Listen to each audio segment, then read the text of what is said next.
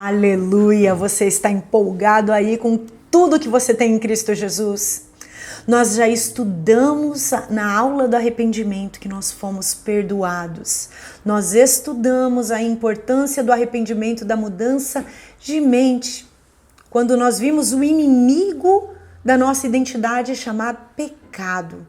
Mas agora eu quero frisar com 2 versos da palavra de Deus que você tem o perdão dos pecados.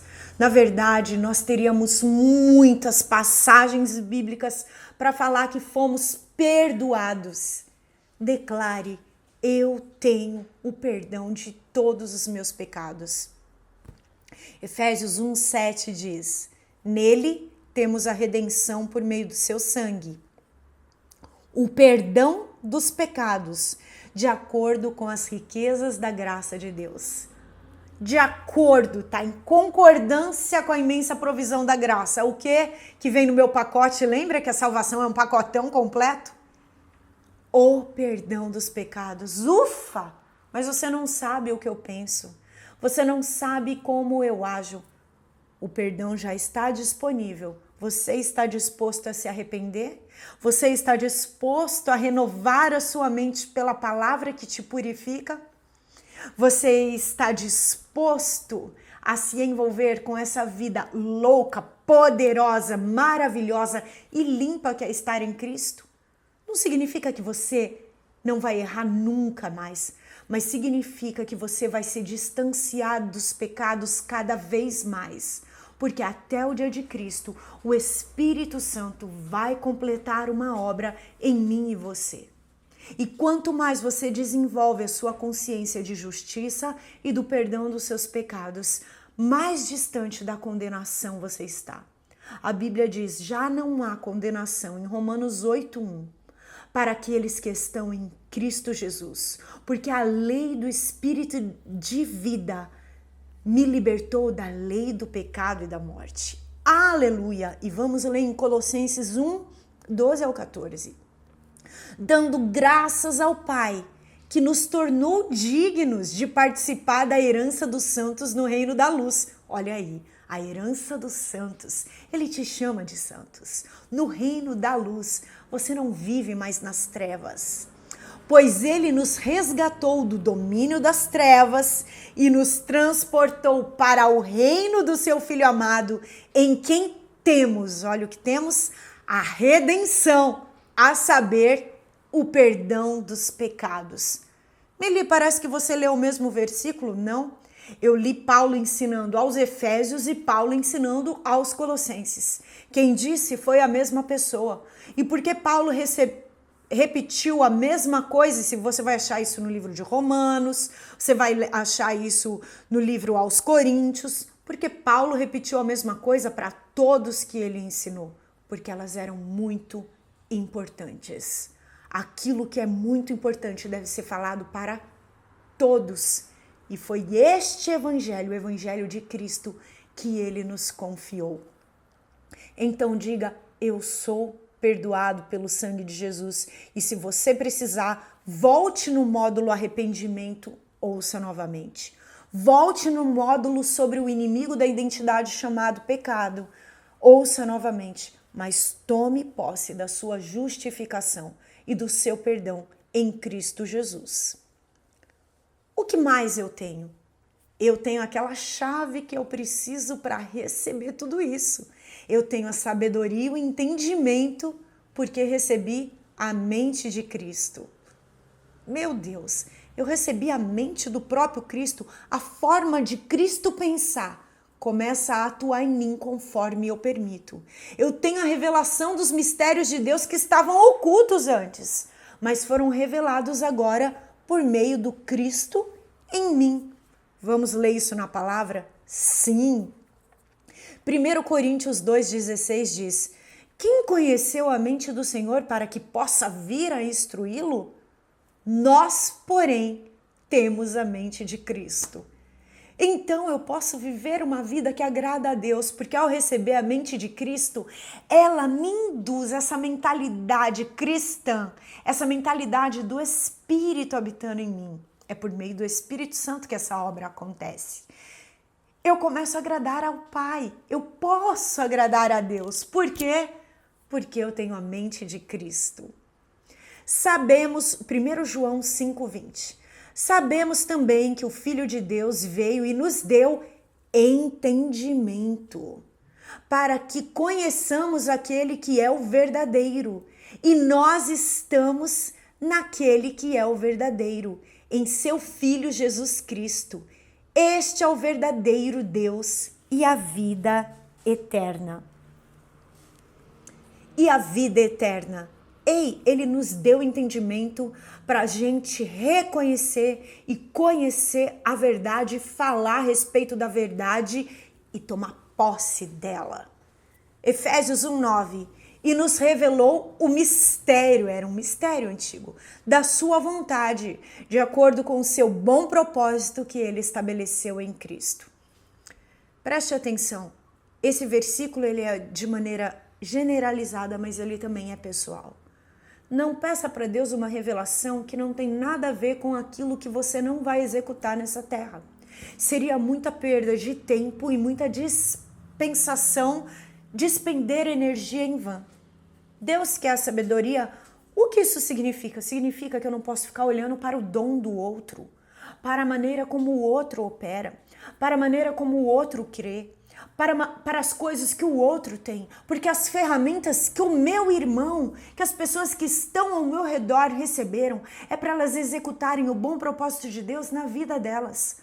Todo o propósito de cada um junto, quando se reúne, cumpre o propósito de Deus na terra. Amém?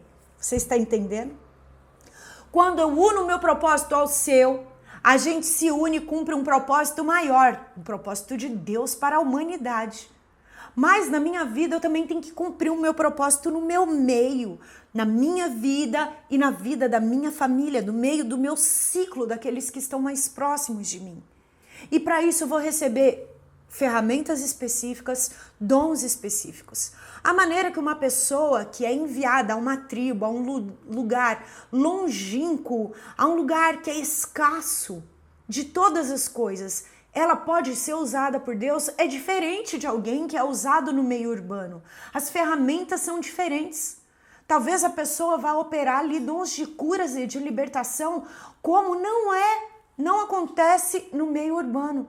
No meio urbano vai acontecer, mas a pessoa vai receber outros dons de oratória, de conhecimento, uma desenvoltura para falar com pessoas sábias. Por quê? Porque é o meio que ela está inserida. Você entende? Peça para Deus revelar o bom propósito da vontade dele para a sua vida e despender os dons que são para você. E uma oração sábia é: Senhor, me ajude a receber aquilo que me pertence e me dê as oportunidades e me ajude a reconhecer as oportunidades quando elas chegarem, ok? Colossenses 2, do 2 ao 3. Esforço-me para que eles sejam fortalecidos em seus corações, estejam unidos em amor e alcancem toda a riqueza do pleno conhecimento. Olha o que Paulo vai chamar de riqueza. Toda a riqueza do pleno conhecimento, do pleno entendimento, a fim de conhecerem plenamente o mistério de Deus, a saber, Cristo. O mistério de Deus é Cristo em você e em mim. Nele estão escondidos todos, ó a palavrinha-chave, os tesouros da sabedoria e do conhecimento. Tesouros. Paulo se refere a tesouros porque Paulo viu o que era isso. Paulo viu e ouviu o que era isso. Ele está falando, eu não posso revelar a vocês. Aquilo que ele revelou a mim, ele vai ter que diretamente revelar para vocês. Efésios 1, do 17 ao 19. Peço que o nosso Senhor Jesus Cristo, o glorioso Pai, lhes dê espírito de sabedoria e de revelação no pleno conhecimento dele. Oro também para que os olhos do coração de vocês sejam iluminados, é a oração que a gente faz para começar as aulas, a fim de que vocês conheçam a esperança para a qual ele os chamou, as riquezas da gloriosa herança dele nos santos e a incomparável grandeza do seu poder para conosco, os que cremos, conforme a atuação da sua poderosa força. Veja, quando a palavra de Deus fala, ela não fala de coisas pequenas, de coisas limitadas. Ela está te falando de coisas ilimitadas, de coisa plena, cheia, integral. Recebe a palavra de Deus, não viva uma vida religiosa. A religiosidade ela é pobre, ela é condenativa, ela te afasta de Deus. Ela não te faz ser aquilo que Jesus, com alto preço, reconquistou para te dar gratuitamente. Toda a revelação da palavra vem por meio dos dons. O dom da sabedoria e do entendimento é um dom também. Recebemos discernimento através da comunhão com o Espírito Santo e da comunhão com o corpo de Cristo, não se iluda. Se a multiforme sabedoria de Deus, a plenitude dele foi dada ao corpo de Cristo, nós precisamos uns dos outros. Pare de resistir à revelação que o outro tem.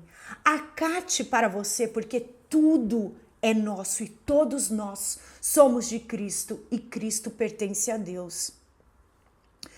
Paulo só podia orar algo se aquilo fosse legalmente possível e verdadeiro no mundo espiritual. Ele não era doido de orar algo que ele não tinha visto, de que ele não tinha vivenciado.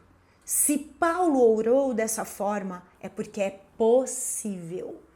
A palavra possibilidade está ligada a poder, mas vamos ver no próximo módulo. Então, se Paulo orou assim, é porque eu e você podemos orar e a nossa realidade está sendo transformada pelas nossas orações. O que mais eu tenho? Eu tenho o selo do Espírito Santo como garantia de tudo que eu recebi. O selo do Espírito Santo. Está em Efésios. Eu vou ler primeiro o verso e depois a gente comenta.